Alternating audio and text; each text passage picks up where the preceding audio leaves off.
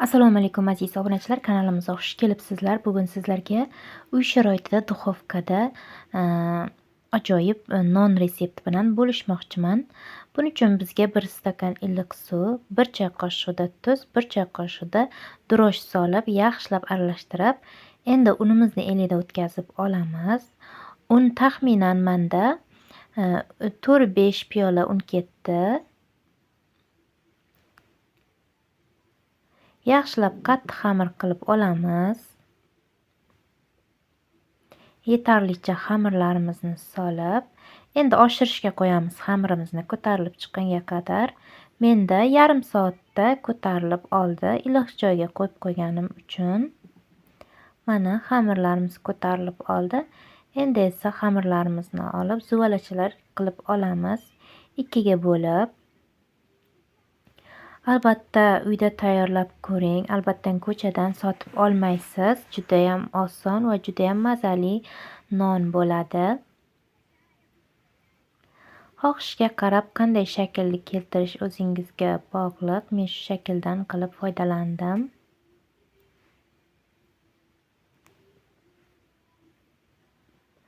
Albatta uyda non tugab qolganda ham albatta uyda bor narsalardan tayyorlasa bo'ladi. Ham to'yimliroq bo'ladi magazinni noniga qaraganda. Listimizga solamiz.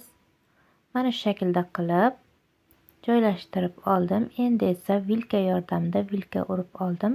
Agar nonpor bo'lsa, nonpor ursa ham bo'ladi. Menda nonpor yo'q edi, shuning uchun vilkadan foydalandim. Chiroyli qilib gul berib olamiz o'rtasiga, xuddi patir qilgandek qilib.